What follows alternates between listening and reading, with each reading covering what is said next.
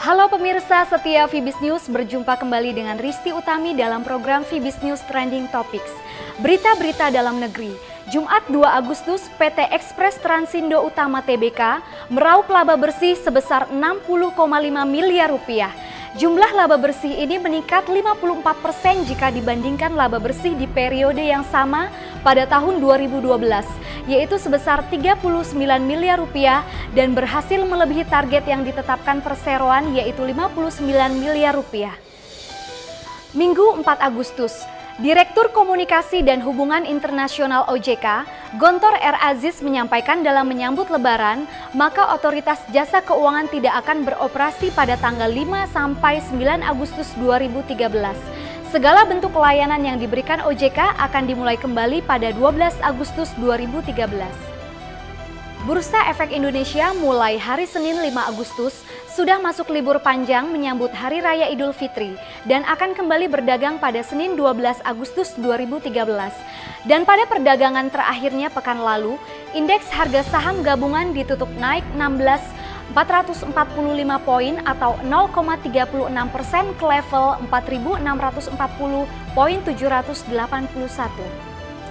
Masih di hari yang sama, dikutip dari data Bank Indonesia, nilai transaksi kartu kredit hingga Juni 2013 mencapai 18,18 triliun rupiah.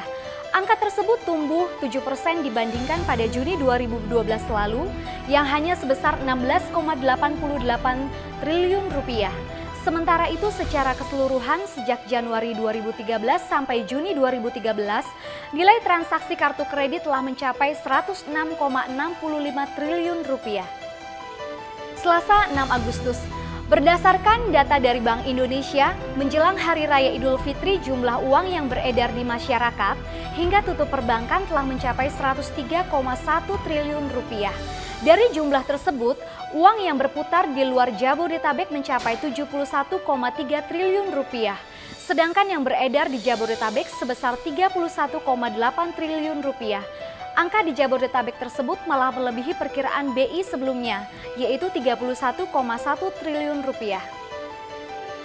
Berita-berita luar negeri, Sabtu 3 Agustus, berdasarkan laporan keuangan perusahaan penghasil smartphone terbesar di dunia, Samsung Electronics berhasil memperoleh keuntungan sebesar 7,77 triliun won atau senilai 7 miliar US dollar selama periode kuartal kedua tahun 2013.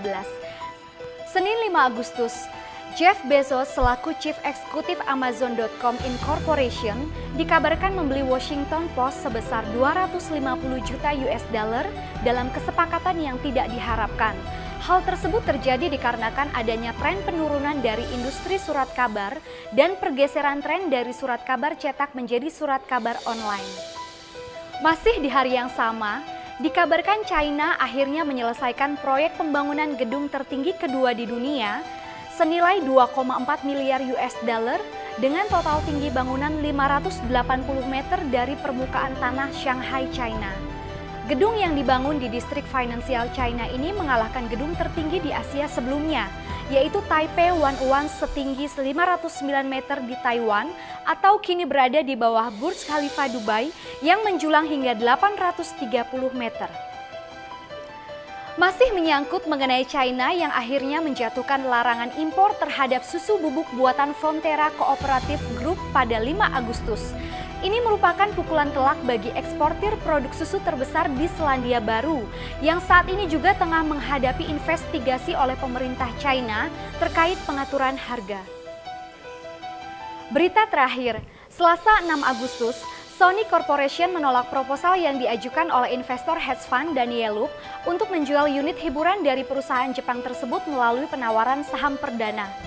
Menurut Sony, memegang kendali penuh atas divisi musik dan film sangat penting bagi masa depan perusahaan tersebut. Demikian Fibis News Trending Topics kali ini, saya Risti Utami, sampai jumpa pada edisi berikutnya.